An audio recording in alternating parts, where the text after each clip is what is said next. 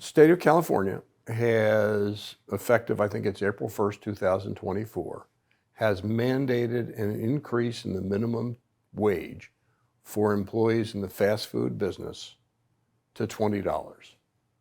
At that point in time, the minimum wage is about $16. So we're going to have a significant increase in the compensation to fast food workers.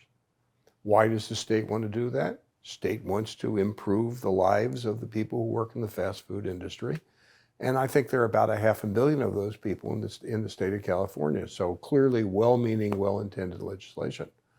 The question is, what are the ramifications? Who are the winners and who are the losers when we do something like that? We've read in the papers the last couple of days that Pizza Hut is going to eliminate Pizza Hut delivery to its customers. But what will occur is now third parties will walk into that business, so that presumably Pizza Hut, the product will still get delivered, but it will be delivered by some company that hires independent employees. It's possible that the individual who was making $16 an hour, who is being terminated by Pizza Hut, will now go to work as the independent contractor for whoever the delivery service is. That person could actually make less money than they were making before, because the independent contractor is not covered by the $20 an hour fast food business. So ramifications to that group, 1,200, I think I read the last couple days, I'm sure that number will grow, is going to be a decrease. So, anytime we talk about, increases in economic costs, we have to understand or try to prognosticate what the ultimate impacts are to the people we're trying to help. So undoubtedly, there are going to be some layoffs by some of the major players. And undoubtedly, and probably the biggest impact will be robotics.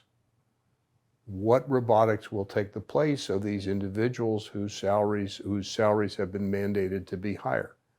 And if you just kind of start to run the numbers real fast, you say, look, my employee is going to go from $16 to $20 an hour. That's $4 increase, $4 per employee increase.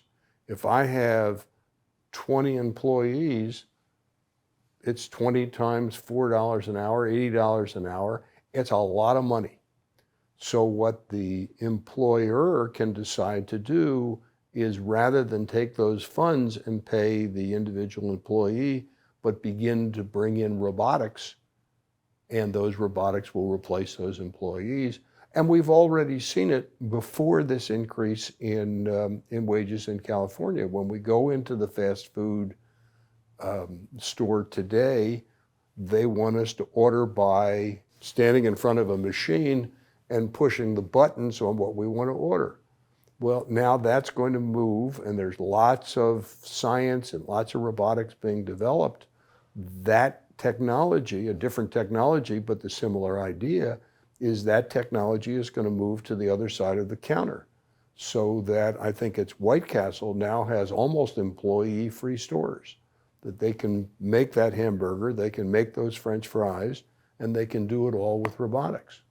So in trying to help the individuals by allowing them or forcing the employer to pay them more money, yes, those that still have their jobs are going to do great, but there'll probably be a reduction in the number of people in the industry. The other question that arises with respect to the increase in wages is, what does that mean in terms of customer cost? So if we don't do anything in our fast food establishment, and we're now going to pay every employee an extra $4 an hour, that cost is going to get passed along. Is it enough to cause somebody not to go to McDonald's for lunch? I don't think we know.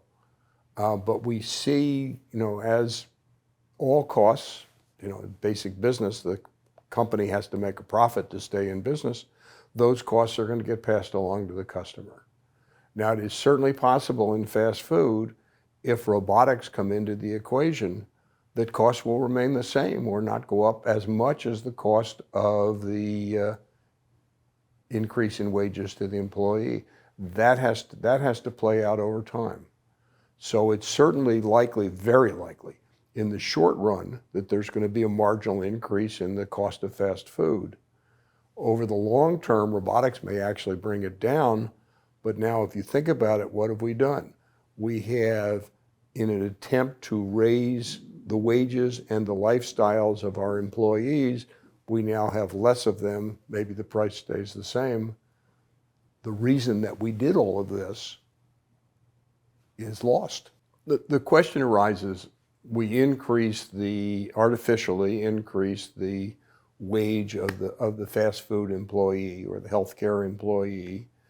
What does it mean in terms of other low-wage jobs? It likely means that they are now going to be in competition. If I have a low-wage job, I'm now in competition with McDonald's. My best employee may move to McDonald's unless I pay that employee more.